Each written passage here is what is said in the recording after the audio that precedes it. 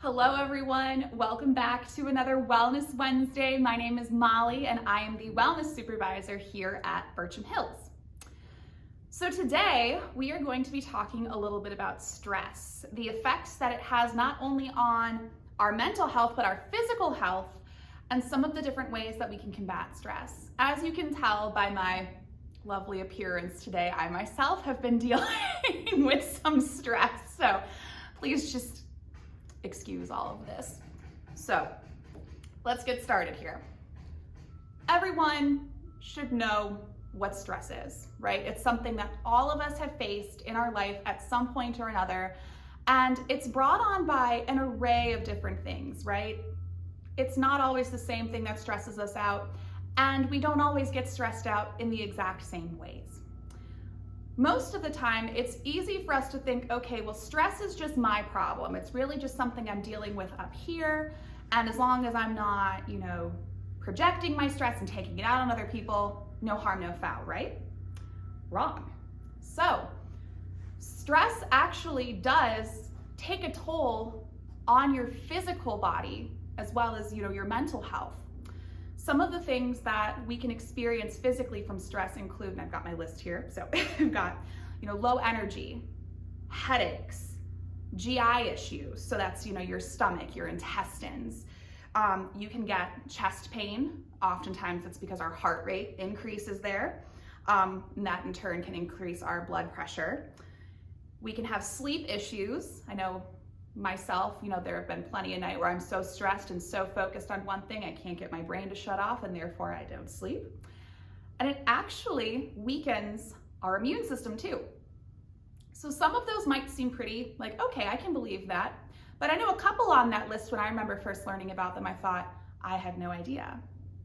So let's take a little bit of a closer look at kind of the biology, physiology behind why that is. So when we take a look at our nervous system, it's not all one thing. We've got different circuits going on here. So we're going to specifically talk about our sympathetic nervous system and our parasympathetic nervous system. So short, sweet, simple way to remember it.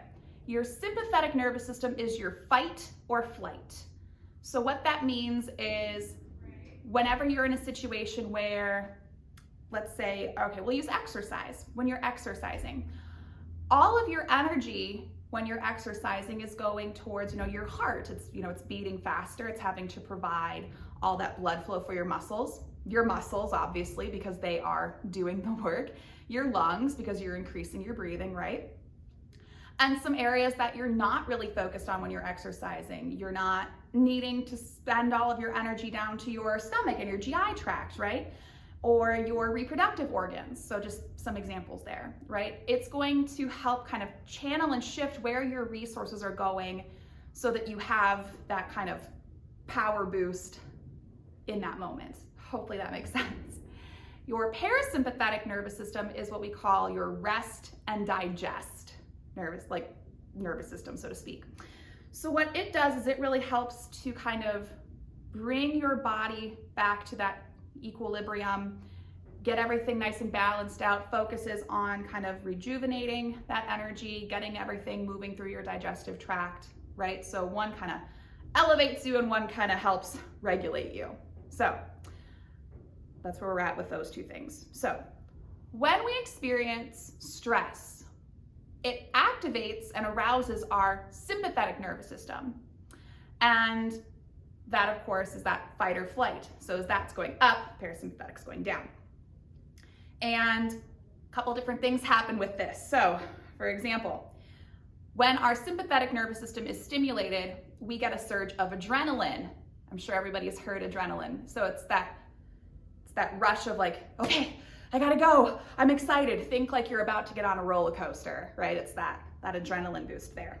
So adrenaline, by nature, then, it decreases, your digestion, it increases your sweating, it increases your heart rate, and increases your blood pressure.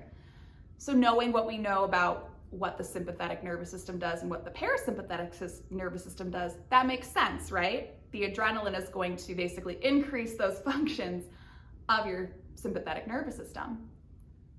Another stress hormone is released, and that's called cortisol.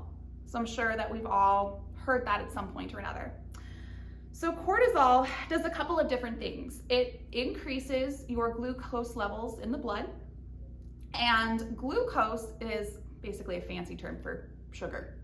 If you're diabetic, I'm sure you know lots about glucose and you know how, again, our insulin is what we use to kind of help monitor those glucose levels in our blood. But a fun fact for you, glucose is actually the main food, if you want to call it that, for our brain. Our brain needs glucose to operate. And so that cortisol is going to help increase glucose, which is going to, again, kind of give our brain a boost, and in turn, hopefully help repair some of our tissues and other areas like within our body. But cortisol also does a couple other things. It works to, unfortunately, suppress the immune system and to suppress our GI tract, our reproductive system. And again, that makes sense when we think about, again, the sympathetic versus the parasympathetic, right? All of those functions fall more under parasympathetic, so cortisol is, you know, repressing that. But it also communicates with areas of the brain that control our mood, our motivation, and our fear. And those are areas, again, that we experience a lot of with stress. So, quick little physio course for you guys. So that's a little bit of a deeper look at how stress physically affects the body. So, we're stressed. We can't avoid it. What do? How do we manage this?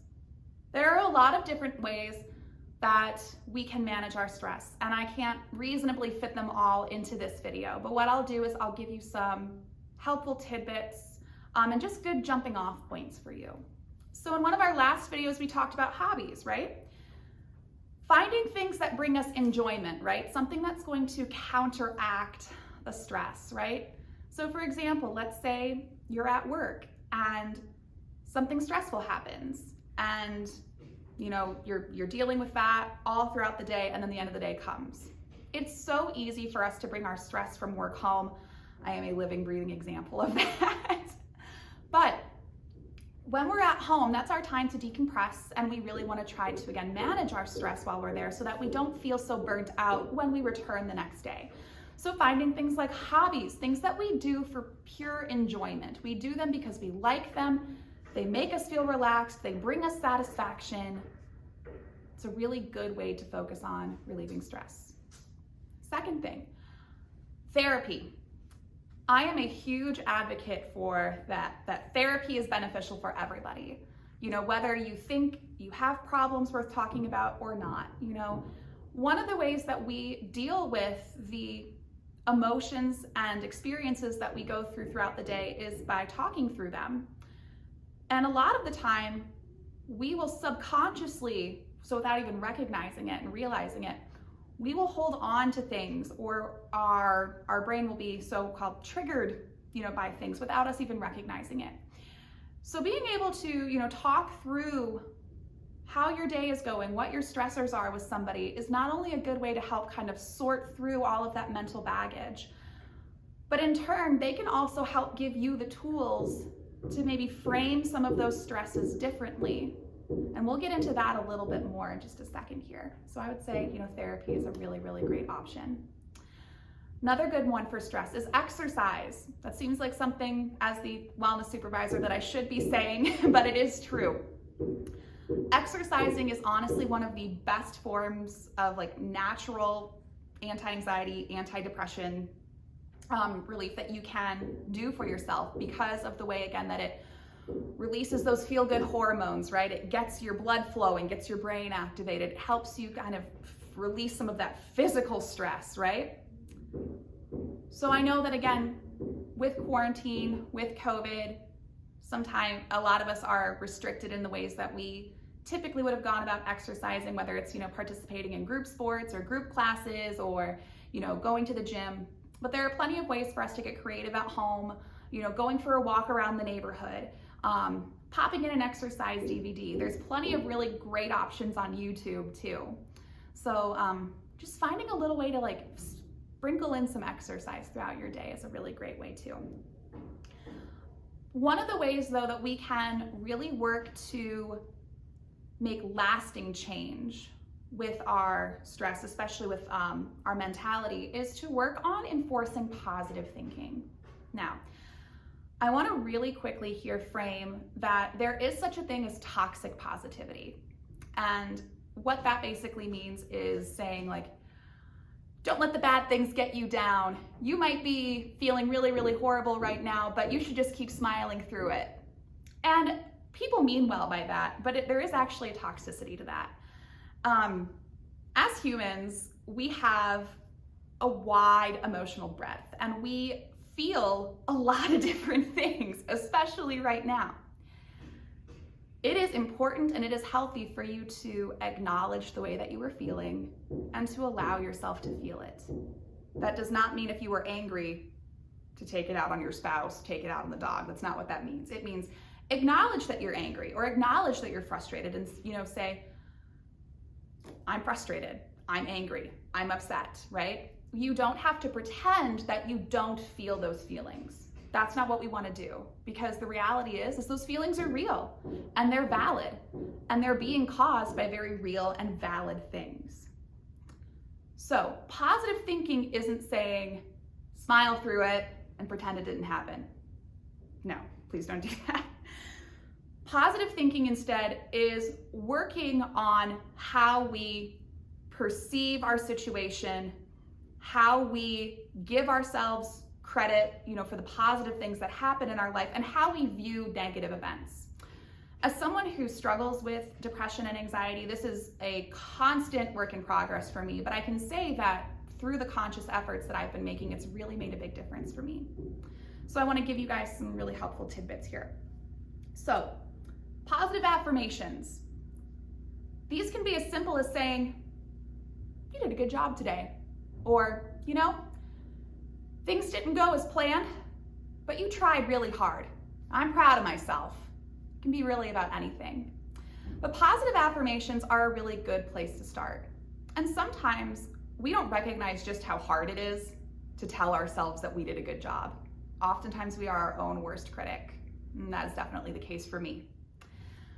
So one of the biggest things that we can do for positive thinking is to start, again, framing things a little bit differently. When something positive happens in your life, give yourself credit for part of that.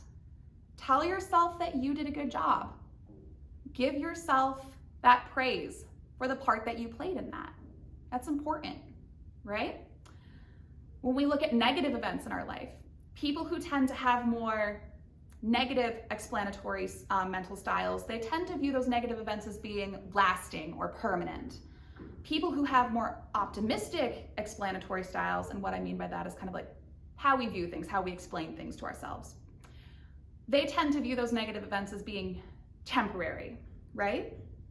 So just a little bit of shift in perspective. Instead of viewing a negative event or a negative circumstance as being kind of like a brick wall, a permanent fixture, view it as more of a tunnel, right? We're driving through the tunnel and it's dark and it's hard, but it's not permanent. We're gonna come out the other side of it eventually. I know that sounds a lot like go towards the light, but I think you understand what I'm saying. Just a simple shift in frame of mind and saying, this isn't my permanent situation, it's my situation for now, but it's not going to be forever. What are some things that I can do to make the best of this? Or what are some things that I can do to help, shift this negative situation in a different area? So those are just, again, some really simple ways that we can start altering our thinking patterns to help with managing stress. So I don't have all the answers, nobody does, but I hope that this gave you a little bit of insight into ways that you can help manage your stress, especially during these stressful times. The holidays can be stressful, but COVID adds a whole new layer to that. So take it with a grain of salt, do some reflecting, reach out to those who, are close to you, your loved ones, your friends, lean on them for support. And, really make sure that you are prioritizing not only your physical health, but your mental and emotional health this time of year. So I will leave you with those words. I hope you have a wonderful rest of your Wellness Wednesday, and we'll see you here next week. Thank you.